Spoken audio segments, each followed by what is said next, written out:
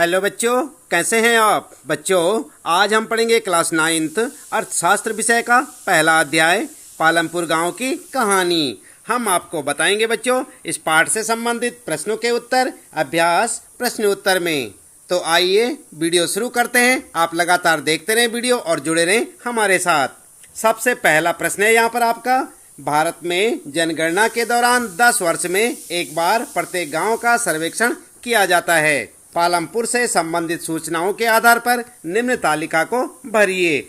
और यहाँ पर आप देख सकते हैं बच्चों, सबसे पहले क है अवस्थित क्षेत्र, ठीक है। दूसरा है यहाँ पर ख, गांव का कुल क्षेत्र आपको यहाँ पर बताना है। और इसके बाद ग है आपके लिए भूमि का उपयोग हेक्टेयर में। और यहाँ पर आपके लिए तालिका दे रखी है, सिंचित क्षेत्र यहाँ पर आपको लिखना है, असिंचित क्षेत्र यहाँ पर आपको लिखना है। इसके बाद बच्चों अगला है यहाँ पर घ, और यहाँ पर आपको ये तालिका भरनी होगी। जैसे आप यहाँ पर देख सकते हैं, सबसे पहले यहाँ पर है शैक्षिक, फिर है चिकित्सा, बाजार, बिजली पूर्ति, संचार और निकटतम कस्बा। और इनके सामने जो रिक्त स्थान दे रखा है ये आपको भरना है। तो आइए किस प्रकार से आप इसका उत्तर लिखेंगे। सबसे पहले आप देखें, उत्तर में लिखेंगे क अवस्थित क्षेत्र। इसके बारे में आप लिखेंगे पड़ोसी गांवों व कस्बों से अच्छी तरह जुड़ा हुआ है। निकटतम छोटा कस्बा शाहपुर और निकटतम बड़ा गांव रायगंज है, ठीक है। इसके बाद ख के लिए आप लिखेंगे गांव का कुल क्षेत्र। तो यहाँ पर लिखेंगे आप बराबर 276 हेक्टेयर, ठीक है। इसके बाद ग है आपके लिए भूमि का उपयोग हेक्टेयर में। तो जो रिक्त स्थान थे तालिका में आपको भरने, यहाँ पर लिखेंगे 200 हेक्टेयर, यहाँ पर 50 हेक्टेयर, ठीक है। इसके बाद घ है यहाँ पर आपके लिए, आपने इसके रिक्त स्थान भरने हैं। तो शैक्षिक में आप लिखेंगे एक उच्च विद्यालय, 2 प्राथमिक पाठशालाएं, ठीक है। इसी प्रकार से चिकित्सा में आप लिखेंगे एक सरकारी प्राथमिक स्वास्थ्य केंद्र और एक निजी दवाखाना, ठीक है। इसी प्रकार से बाजार वाले कॉलम में आप लिखेंगे एक सुविकसित बाजार, ठीक है बच्चों। इसके बाद बिजली पूर्ति में आप लिखेंगे पालमपुर के अधिकतर घरों में बिजली के कनेक्शन लगे हुए हैं, ठीक है। इसी प्रकार से संचार वाले कॉलम में आप लिखेंगे सड़कों एवं परिवहन की सुविकसित प्रणाली, ठीक है।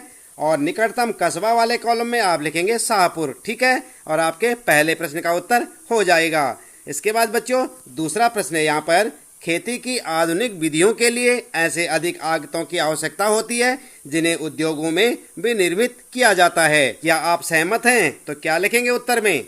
उत्तर में आप लिख सकते हैं बच्चों, हाँ, आधुनिक कृषि तरीकों को कारखाने में निर्मित अधिक संसाधन चाहिए, जिसमें अधिक उपज वाले बीजों का उपयोग भी शामिल है। इन बीजों का सर्वोत्तम परिणाम देने के लिए रासायनिक उर्वरकों और कीटनाशकों, ट्रैक्टरों की तरह कृषि उपकरणों और इलेक्ट्रिक ट्यूबवेल जैसी उचित सिंचाई सुविधाओं की भी आवश्यकता होती है। ये सभी तत्व उद्योगों में निर्मित होते हैं। इसलिए यह कहना सही होगा कि खेती की आधुनिक विधियों के लिए ऐसे अधिक आगतों की आवश्यकता होती है जिन्हें उद्योगों में विनिर्मित किया जाता है, ठीक है। आई बात समझ में। इस प्रकार से आप लिख सकते हैं अपने दूसरे प्रश्न का उत्तर। तीसरा प्रश्न है बच्चों, पालमपुर में बिजली के प्रसार ने किसानों की किस तरह मदद की। तो क्या लिखेंगे आप उत्तर। आपने पाठ में पढ़ा होगा बच्चों। उत्तर में आप लिख सकते हैं बिजली से खेतों में स्थित सभी नलकूपों एवं विभिन्न प्रकार के छोटे उद्योगों को विद्युत ऊर्जा मिलती है। पालमपुर के किसानों की बिजली के प्रसार ने विभिन्न तरीकों से सहायता की है। और यहाँ पर तरीके लिखेंगे आप। नंबर 1, इसने पालमपुर के किसानों को अपने खेतों की सिंचाई बेहतर तरीके से करने में सहायता की। इससे पहले वे रहट के द्वारा सिंचाई करते आए थे, जो अधिक प्रभावशाली तरीका नहीं था, किंतु अब बिजली की सहायता से वे अधिक बड़े क्षेत्र को कम समय में अधिक प्रभावशाली तरीके से सींच सकते थे, ठीक है। दूसरा लिखेंगे बिजली से सिंचाई प्रणाली में सुधार के कारण किसान पूरे वर्ष के दौरान विभिन्न फसलें उगा सकते थे, ठीक है। तीसरा लिखेंगे उन्हें मानसून की बरसात पर निर्भर रहने की आवश्यकता नहीं है, जो कि अनिश्चित एवं भ्रमणशील होती है। चौथा लिखेंगे बिजली के प्रयोग के कारण पालमपुर के किसानों को बहुत से हाथ के कामों एवं चिंताओं से मुक्ति मिल गई। आई बात समझ में। इसके बाद चौथा प्रश्न देखते हैं यहाँ पर बच्चों, क्या सिंचित क्षेत्र को बढ़ाना महत्वपूर्ण है, क्यों। तो क्या लिखेंगे उत्तर में। उत्तर में आप लिख सकते हैं बच्चों, सिंचित क्षेत्र को बढ़ाना जरूरी है क्योंकि भारत में मानसून की बरसात अनिश्चित व भ्रमणशील है। कृषि के अंतर्गत आने वाली भूमि किसानों के लिए पर्याप्त नहीं है। यदि किसानों को सिंचित भूमि खेती के लिए उपलब्ध हो जाती है तो वे थोड़ी जमीन पर ही अधिक उत्पादन कर सकते हैं। ठीक है, इस प्रकार से लिख सकते हैं आप चौथे प्रश्न का उत्तर। पांचवा प्रश्न है बच्चों, पालमपुर के 450 परिवारों में भूमि के वितरण की एक सारणी बनाइए। तो यहाँ पर उत्तर में आपको एक सारणी बनानी होगी, जैसे आप यहाँ पर देख सकते हैं। सबसे पहले ऊपर लिखेंगे भूमिहीन परिवार, ठीक है। यहाँ पर लिखेंगे 150 दलित परिवार, ठीक है। इसके बाद लिखेंगे दूसरे कॉलम में 2 हेक्टेयर से कम भूमि वाले परिवार, और यहाँ पर लिखेंगे 180 परिवार।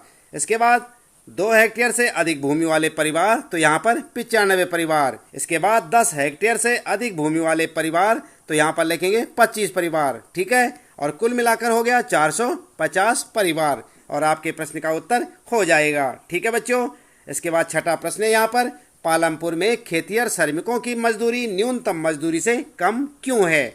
तो जानते हैं आप बच्चों क्यों कम है? उत्तर में आप लिख सकते हैं पालमपुर में खेतिहर मजदूरों में काम के लिए परस्पर प्रतिस्पर्धा है, इसलिए लोग कम दरों पर मजदूरी के लिए तैयार हो जाते हैं। आई बात समझ में? इसके बाद सातवां प्रश्न है यहाँ पर, अपने क्षेत्र में 2 श्रमिकों से बात कीजिए। खेतों में काम करने वाले या विनिर्माण कार्य में लगे मजदूरों में से किसी को चुने। उन्हें कितनी मजदूरी मिलती है? क्या उन्हें नगद पैसा मिलता है या वस्तु रूप में? क्या उन्हें नियमित रूप से काम मिलता है? क्या वे कर्ज में हैं? तो ये सब के उत्तर आपको लिखने यहाँ पर। उत्तर में आप लिख सकते हैं बच्चों, हमारे क्षेत्र में रामदयाल और लक्ष्मी 2 खेतिहर मजदूर हैं जो एक निर्माण स्थल पर काम करते हैं। उन्हें मजदूरी के रूप में 70-80 रुपये मिलते हैं। हाँ, उन्हें मजदूरी नगद मिलती है। उनमें से अधिकतर को नियमित रूप से काम नहीं मिलता, क्योंकि बहुत से लोग कम दरों पर काम करने के लिए राजी हो जाते हैं। क्योंकि उन्हें कम मजदूरी मिलती है, इसलिए वे कर्ज में डूबे हुए हैं। कम मजदूरी के कारण वे बड़ी कठिनाई से परिवार का भरण पोषण कर पाते हैं। आई बात समझ में? इस प्रकार से आप लिख सकते हैं अपने 7वें प्रश्न का उत्तर। 8वां प्रश्न है बच्चों, एक ही भूमि पर उत्पादन बढ़ाने के अलग अलग कौन से तरीके हैं? समझाने के लिए उदाहरणों का प्रयोग कीजिए। तो यहाँ पर आप उत्तर में लिख सकते हैं, सबसे पहले हेडिंग डालेंगे उत्पादन बढ़ाने के तरीके, ठीक है। और फिर लिखेंगे नंबर 1 बहुविध फसल प्रणाली। हेडिंग डालकर लिखेंगे भूमि के एक ही टुकड़े पर एक ही वर्ष में कई फसलें उगाना बहुविध फसल प्रणाली कहलाता है। इस भूभाग पर कृषि उत्पादन बढ़ाने का यह सबसे प्रचलित तरीका है। पालमपुर के सभी किसान कम से कम 2 फसलें उगाते हैं। पिछले 15 से 20 वर्षों से कई लोग तीसरी फसल के रूप में आलू उगाते हैं। आई बात समझ में? इसके बाद दूसरी हेडिंग डालेंगे आधुनिक कृषि तरीकों के प्रयोग, ठीक है। और लिखेंगे डैश करके लिखेंगे पंजाब, हरियाणा एवं पश्चिमी उत्तर प्रदेश के किसान आधुनिक कृषि तरीकों को अपनाने वाले भारत के पहले किसान थे। इन क्षेत्रों के किसानों ने सिंचाई के लिए नलकूपों, HYB बीज, रासायनिक खादों एवं कीटनाशकों का प्रयोग किया। ट्रैक्टर एवं थ्रेसर का भी प्रयोग किया गया, जिससे जुताई एवं फसल की कटाई आसान हो गई। उन्हें अपने प्रयासों में सफलता मिली और उन्हें गेहूं की अधिक पैदावार के रूप में इसका प्रतिफल मिला। HYB बीजों की सहायता से पैदावार 1300 किलोग्राम प्रति हेक्टेयर से बढ़कर 3200 किलोग्राम प्रति हेक्टेयर तक हो गई, और अब किसानों के पास बहुत सा गेहूं बाजार में बेचने के लिए उपलब्ध होता है। ठीक है बच्चों, अगला प्रश्न है 9वां, 1 हेक्टेयर भूमि के मालिक किसान के कार्य का ब्यौरा दीजिए। तो किस प्रकार से आप लिखेंगे उत्तर? उत्तर में आप लिख सकते हैं भूमि को मापने की मानक इकाई हेक्टेयर है। 1 हेक्टेयर 100 मीटर की भुजा वाले वर्गाकार भूमि के टुकड़े के क्षेत्रफल के बराबर होता है। आई बात समझ में? आगे लिखेंगे एक किसान जो 1 हेक्टेयर भूमि पर काम करता है उसे कई समस्याओं का सामना करना पड़ता है। एक छोटा किसान जानता है कि वह इतने छोटे खेत पर काम करके अपने दोनों समय के खाने का प्रबंध नहीं कर सकता, इसलिए उसे अपने खेत पर काम करने के बाद 35 से 40 रुपये प्रतिदिन के हिसाब से किसी बड़े किसान के खेतों में काम करना पड़ता है। यदि वह अपने ही खेत पर खेती शुरू करता है तो न उसके पास इसके लिए जरूरी साधन है, न बीज, न खाद व कीटनाशक खरीदने के पैसे। एक बहुत छोटा किसान होने के कारण उसके पास न तो कोई संसाधन है और न ही कार्यशील पूंजी है। इन सब चीज़ों का प्रबंध करने के लिए उसे या तो किसी बड़े किसान या फिर किसी व्यापारी अथवा साहूकार से ऊंची ब्याज दरों पर धन उधार लेना पड़ता था। इतनी मेहनत करने के बाद भी इस बात की संभावना रहती है कि वो कर्ज में डूब जाए, जो कि सदैव उसके लिए बहुत बड़ी चिंता का कारण होता है। ठीक है बच्चों, इस प्रकार से आप लिख सकते हैं अपने 9वें प्रश्न का उत्तर। इसके बाद 10वां प्रश्न है बच्चों, मझोले और बड़े किसान कृषि से कैसे पूंजी प्राप्त करते हैं, वे छोटे किसानों से कैसे भिन्न हैं। तो उत्तर में आप लिख सकते हैं बच्चों, आधुनिक कृषि तरीकों में बहुत से धन की आवश्यकता होती है।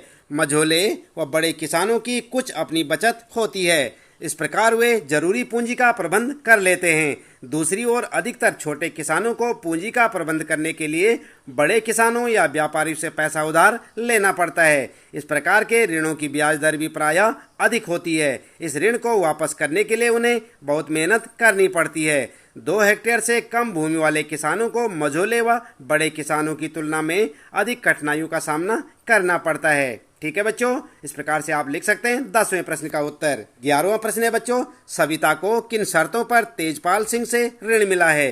क्या ब्याज की कम दर पर बैंक से कर्ज मिलने पर सविता की स्थिति अलग होती। तो क्या लिखेंगे उत्तर बच्चों। उत्तर में आप लिख सकते हैं, तेजपाल सिंह ने सविता को 24% की ब्याज दर पर 4 महीने के लिए पैसा देना स्वीकार किया, जो कि बहुत अधिक ब्याज दर है। सविता एक कृषि मजदूर के रूप में कटाई के समय 35 रुपये प्रतिदिन की दर पर उसके खेतों में काम करने को भी सहमत होती है। तेजपाल सिंह द्वारा सविता से लिया जाने वाला ब्याज बैंक की अपेक्षा बहुत अधिक था। यदि सविता इसकी अपेक्षा बैंक से उचित ब्याज दर पर ऋण ले पाती तो उसकी हालत निश्चय ही इससे अच्छी होती। आई बात समझ में बच्चों। इसके बाद 12वां प्रश्न है यहाँ पर, अपने क्षेत्र के कुछ पुराने निवासियों से बात कीजिए और पिछले 30 वर्षों में सिंचाई और उत्पाद के तरीकों में हुए परिवर्तनों पर एक संक्षिप्त रिपोर्ट लिखिए। और बच्चों आप ध्यान दें, ये आपके लिए वैकल्पिक प्रश्न है। आप चाहें तो इसका उत्तर अपने हिसाब से भी लिख सकते हैं और चाहे इस प्रश्न को छोड़ भी सकते हैं। उत्तर में आप लिख सकते हैं बच्चों, पुराने निवासियों से बात करने पर पिछले 30 सालों में सिंचाई और उत्पादन के तरीकों में हुए परिवर्तन से मुझे पता चला कि 30 वर्ष पहले खेती के पुराने तरीके प्रयोग किए जाते थे। किसान अपने खेतों को बैलों की सहायता से जोतते थे। सिंचाई की बहुत अधिक सुविधाएं नहीं थी। वे मानसून की बरसातों पर निर्भर रहते थे, जो कि बहुत अनियमित होती है। रहट को उस समय कुओं से पानी निकालने के लिए प्रयोग किया जाता था, किंतु तकनीकी में प्रगति के साथ किसानों ने सिंचाई के लिए नलकूप लगवा लिए हैं और HYV बीजों, रासायनिक उर्वरकों एवं कीटनाशकों की सहायता से खेती करने लगे हैं। यहाँ तक कि खेतों में ट्रैक्टर एवं मशीनों का प्रयोग किया जाता है, जिसने जुताई एवं फसल कटाई को तेज कर दिया है। आई बात समझ में। अगला प्रश्न है बच्चों 13वां प्रश्न, आपके क्षेत्र में कौन से गैर कृषि उत्पादन कार्य हो रहे हैं, इनकी एक संक्षिप्त सूची बनाइए। तो क्या लिखेंगे उत्तर में बच्चों। उत्तर में आप लिख सकते हैं, डेयरी, विनिर्माण, दुकानदारी, परिवहन, मुर्गी पालन, दर्जी, बढ़ई आदि गैर कृषि उत्पादन कार्य हमारे क्षेत्र में किए जाते हैं। और भी आप लिख सकते हैं बच्चों जो जो कार्य आपके क्षेत्र में किए जाते हैं। ठीक है। 14वां प्रश्न है यहाँ पर, गांव में और अधिक गैर कृषि कार्य प्रारंभ करने के लिए क्या किया जा सकता है। तो जानते हैं आप अपने गांव में क्या कर सकते हैं। उत्तर में आप लिख सकते हैं, हमारे गांव में लगभग 75% लोग कृषि भूमि पर निर्भर हैं, जिनमें किसान और खेतिहर मजदूर दोनों शामिल हैं, किंतु उनकी आर्थिक दशा शोचनीय है। उनकी जनसंख्या दिन पर दिन बढ़ती जा रही है, जबकि भूमि स्थिर है और कृषि क्रियाओं में और अधिक मजदूरों को काम मिल पाने की संभावना बहुत कम है। इसलिए गैर कृषि कार्यों में वृद्धि करना बहुत जरूरी हो गया है, ताकि कुछ खेतिहर मजदूरों को उनमें काम मिल सके, जैसे कि डेयरी, विनिर्माण, दुकानदारी, परिवहन, मुर्गी पालन, दर्जी, शैक्षिक कार्य आदि गैर कृषि क्रियाएं। यहाँ तक कि किसान भी इस प्रकार के कामों में शामिल हो सकते हैं जब उनके पास खेतों में कुछ अधिक काम नहीं होता और वे बेरोजगार हों या उनकी आर्थिक स्थिति में सुधार करने में सहायक सिद्ध होगा। ठीक है बच्चों, तो इस प्रकार से आप अपने 14वें प्रश्न का उत्तर लिख सकते हैं। तो बच्चों इस प्रश्न के साथ ही इस पाठ से संबंधित प्रश्नों के उत्तर यहाँ पर समाप्त होते हैं। उम्मीद है कि आपको अच्छे से समझ आए होंगे। आप चाहें तो इन्हें अपनी नोटबुक में नोट कर सकते हैं और अपनी परीक्षा की अच्छी सी तैयारी के लिए इन्हें याद भी करें। और हर रोज इसी प्रकार कक्षा 9 सामाजिक अध्ययन के सभी विषयों के सभी पाठों के प्रश्न उत्तर जानने के लिए आप लगातार देखते रहे वीडियो, जुड़े रहे हमारे साथ। और यदि आप चैनल में पहली बार आए हैं तो चैनल को सब्सक्राइब अवश्य कर दें, बेल आइकन भी दबा दें बच्चों, ताकि आपको आने वाली प्रत्येक पाठ की वीडियो की नोटिफिकेशन मिलती रहे। मिलते हैं अगली वीडियो में नए पाठ के कुछ नए प्रश्न उत्तरों के साथ।